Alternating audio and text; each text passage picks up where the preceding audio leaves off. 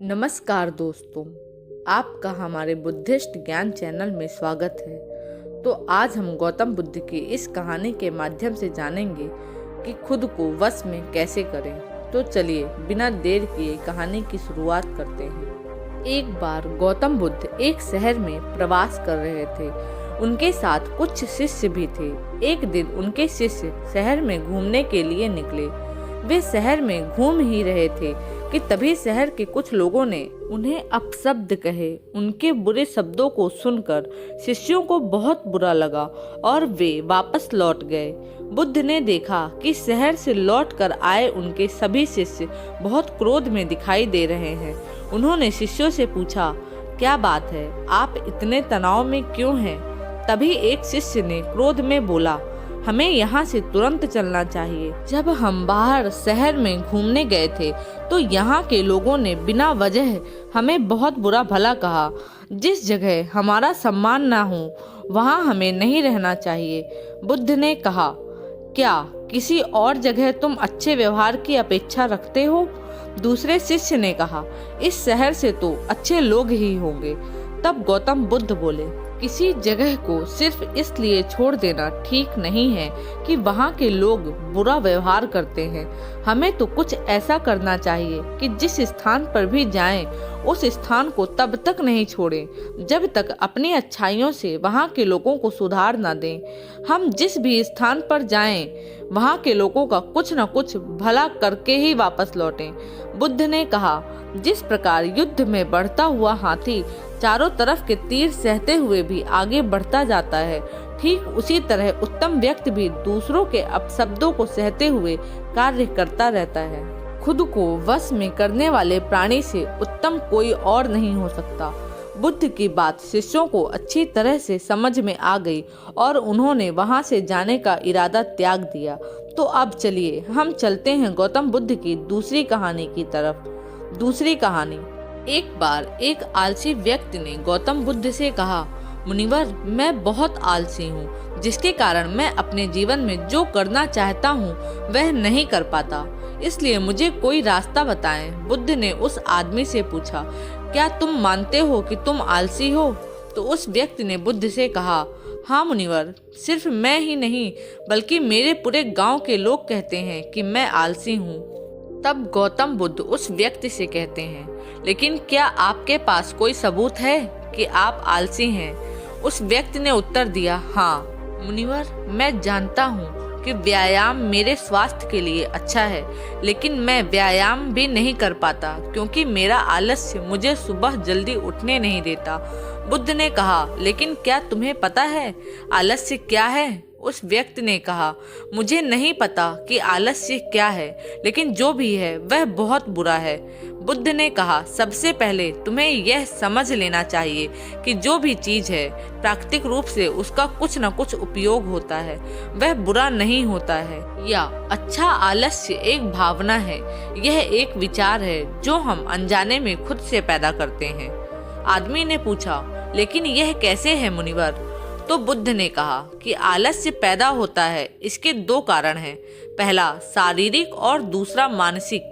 जब हम अपने शरीर को ऐसा भोजन देते हैं जिसके अंदर जीवन शक्ति नहीं होती, तो हमारे शरीर में आलस्य पैदा हो जाता है, क्योंकि यह शरीर ऊर्जा से चलता है और जैसा हम इसे देते हैं यह वैसा ही विचार करता है और वैसा ही व्यवहार करता है। हमारे शरीर के अंदर आलस्य का एक और कारण गलत तरीके से बैठना है, गलत तरीके से सोना और गलत तरीके से चलना।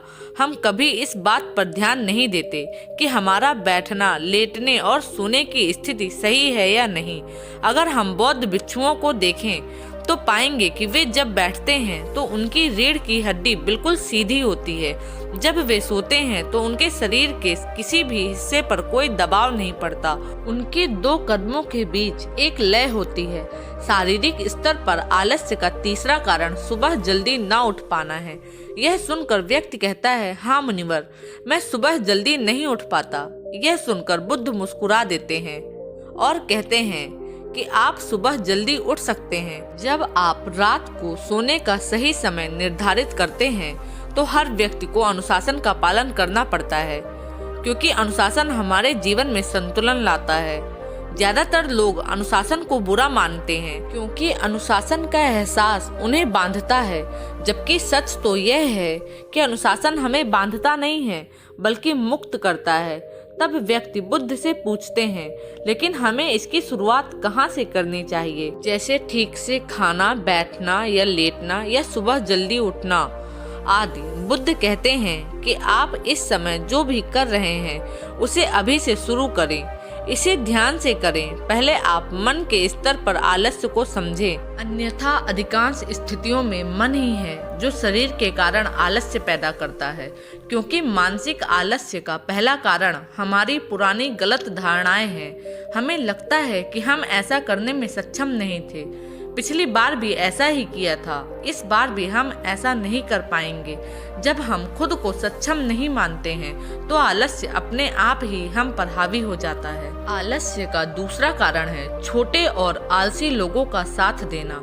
कभी कभी ऐसा होता है कि आलस्य हमारे अंदर नहीं होता है, लेकिन दूसरे लोगों की वजह से हमारे अंदर आ जाता है। ऐसा होता है क्योंकि हम आलसी लोगों की संगति करते हैं। हाँ मुनिवर, यह बिल्कुल सत्य है, मैंने भी यह अनुभव किया है। तब बुद्ध ने कहा, तीसरा कारण है मन की स्पष्टता का अभाव। मान लीजिए कि आप किसी जंगल में खो गए हैं और शाम हो गई है और आपको नहीं पता कि आपका घर किस दिशा में है, तो क्या होगा? क्या आप आलसी होकर लेटे रहेंगे या अपने घर की तलाश में कोई रास्ता खोजेंगे? उस व्यक्ति ने कहा, मैं बाहर निकलूंगा घर की तलाश में। तभी उसने कहा, अगर बहुत कोशिश करने के बाद भी तुम्हें घर का रास्ता ना मिले तो तुम क्या करोगे? उस व्यक्ति ने कहा, मैं अभी भी इसे ढूंढता रहूंगा क्योंकि मेरे पास कोई दूसरा विकल्प नहीं होगा। इसी प्रकार अगर किसी के पास कई विकल्प हैं तो उसके अंदर आलस्य खुद ही जन्म ले लेगा, और अगर किसी के पास कोई दूसरा विकल्प नहीं है तो उसका दिमाग बिल्कुल भी आलस्य से नहीं भरेगा। इसी प्रकार यदि आप व्यायाम नहीं कर पा रहे हैं तो इसका कारण आपके मन में स्पष्टता की कमी है, जिसका आपको भविष्य में सामना करना पड़ेगा। उन रोगों से होने वाली बीमारियां आपको दिखाई नहीं देती, आप उन बीमारियों से होने वाले दर्द को महसूस नहीं कर सकते।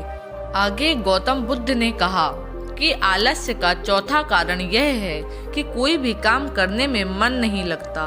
मान लीजिए आप सड़क पर कहीं जा रहे हैं और काफी दूर चलने के बाद आप थक जाते हैं और चलने का मन नहीं करता।